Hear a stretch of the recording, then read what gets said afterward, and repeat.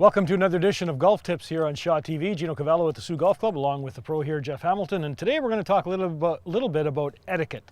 It's very important that you do the right things when you're on the golf course. And today, Jeff's going to demonstrate the proper way to repair a ball mark. And Jeff, how many times do we see that guys get on the green and they make a hole in the green, if you will, and they don't repair it? And that's the first problem. That could lead to some serious damage if they're not repaired, right? Absolutely, Gino. You know, if everybody sort of said, okay, I'm going to repair my ball mark, and maybe one other, that's, you always hear that, and that's a great thing to work on, then we wouldn't have any ball marks in the greens. If you look here, and sometimes people hit oh geez, I just hit a great shot, and here I have a nice little 6-foot putt for my birdie, and I walk up, I'm all excited here to putt, and whoop, I forgot about one thing. I just hit it in, and I've got a pretty good sized ball mark here. Now, if that's not repaired within a few hours, it starts to here's an older one right over here that hasn't been repaired. It sort of kills the grass and stuff and kind of browns out, and it actually makes it pretty tough for putting, obviously.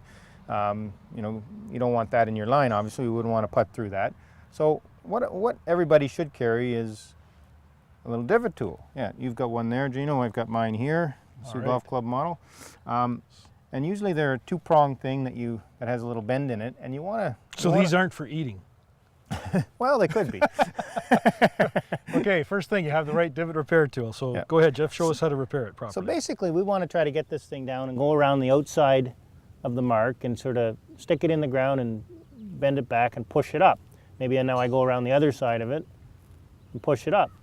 And I'm just sort of pushing up the ground from around the sides and bottom. Now it's, as you can see, that hole's gone. Now I'm just going to take my putter and pat it down all around there, and we've basically fixed that mark that we made. I've seen some people, after they've gone around with the divot tool, step on it. Is that the wrong thing to do? Should you use your putter?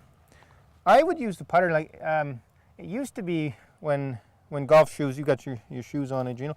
When golf shoes had steel spikes in it, you pushed down on the ground more, and the sole of the shoe hitting was on the surface of the green. Now with these soft spikes, you're kind of up a little higher, right. And I don't really think if you just tap it with your foot in the soft spikes, you're going to maybe flatten it out.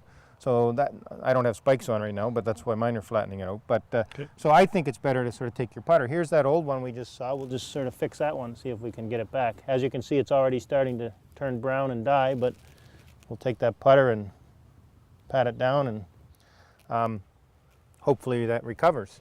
One other thing with ball marks, you are allowed to fix ball marks if they're in your line of your putt. So if I had my putt here and saw one, I can go up and take my divot tool and fix the ball mark, because I don't want to obviously putt through that. So, but again, if everybody sort of practiced fixing your ball mark, then we would have a lot smoother greens everywhere. All right, so remember, next time you make that perfect shot and you have the ball mark, please repair it, and it'll lead to a better putt. For Shaw TV, I'm Gino Cavallo.